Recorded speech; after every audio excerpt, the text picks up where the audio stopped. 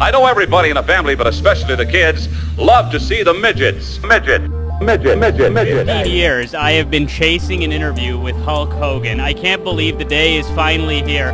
Hulk, what is it like to be back in Toronto? This side of so many great memories for you. Well, brother, the first thing that you need to know is the reason you've been put on the back burner is I've had people chasing me for 30 years trying to get an interview. These Johnny-come-lately guys, just because you got a Hulkamainia shirt on, brother, doesn't mean you're wearing the red and yellow Hulkamainia boxers. But anyway, brother, coming back to Toronto is unbelievable. You, all my fans, everybody that comes to all these things in Toronto, they still treat me like I'm the champ, brother. So for me to be here in Toronto, I feel like they're cheering for me again to beat The Rock. I feel like they're cheering for me again when I fought the Ultimate Warrior. It's like nothing's changed. If you fast forward 20 years, the people here still treat me like I'm the champ. It's really cool to be here. I was at both of those WrestleManias. Hulk, you're back on TV now. I know that you're a big John Cena fan. Can you give me a lay of the land for the WWE right now? Who do you like? Who do you dislike? Who's the Hulkster backing? Well, at the end of the day, the crowds have gone into all these crazy chants, like over in Europe, like Cena sucks, or we the people, or you still got it. So for me, I'll never say John Cena sucks, because at the end of the day, whether you like him or don't like him as a wrestler, that's only part of the story. If you see behind the scenes, if you see what this guy's made of, I mean, he's a good guy, brother, and he trains really hard.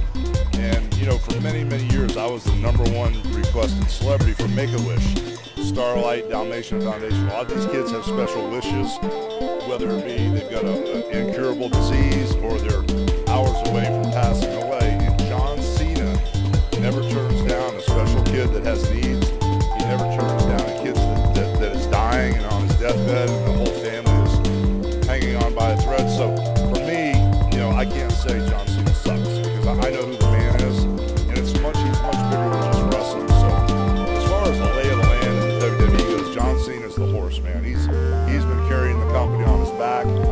He's for real. I love him to death. Then you've got guys like Daniel Bryan, who had a huge break and the people love him, and then he just got injured. The thing I'm having a real problem with is there's so much talent in the WWE. Everybody seems to be kind of held down by the authority.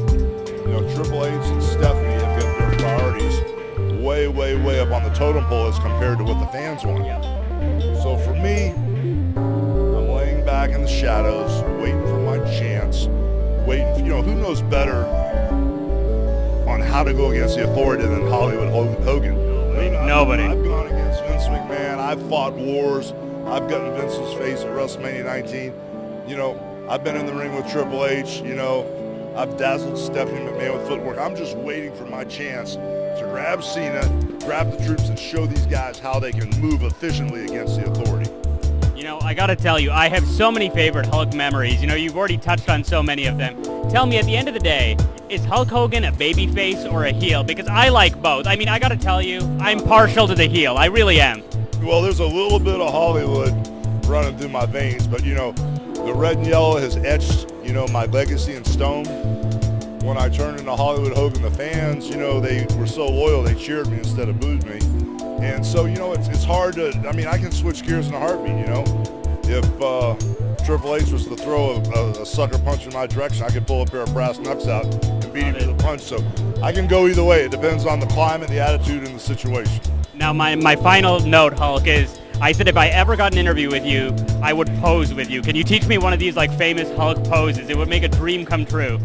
When you see me point up there, I'm pointing to the top rafter, and that means the arena's full, and that's where the money's at. And then when you put this arm up, that means you're going to carry it all the way to the bank. Got it. This is where the money's at, and we're carrying it all the way to the bank, so do that. Okay, here we go. Hogan, world heavyweight champ. It has been a long and winding road, as the Beatles put it so aptly in song, that leads you to this steel cage match. Your comment? Well, Mean Gene, it has been a long road, brother, but I can promise you, it all stops here, man.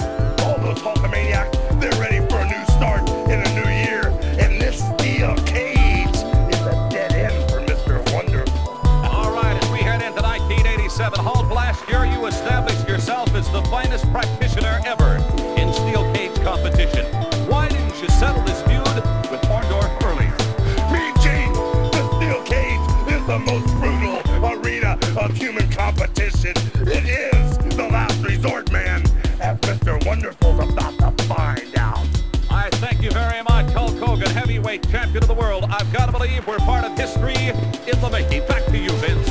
All right, we're going to be back here in the San Francisco Bay Area at the Cow Palace on Saturday night, March 5th. We've got an 8 p.m. start from top to bottom, ladies and gentlemen. A superb World Wrestling Federation card. So much happening these days in the World Wrestling Federation. Bad News Brown will make his initial appearance at the Cow Palace on March the 5th for the World Wrestling Federation. He has signed an open contract. I know everybody in the family, but especially the kids, love to see the Midgets in tag team action. Personally, I like to see the ladies champ, Sensational Sherry, defend against Rockin' Robin. Also the Bolsheviks to meet the Young Stallions. Should be a good one. Coco Beware and Hercules, ravishing Rick Rude to meet Ricky, the Dragon Steamboat.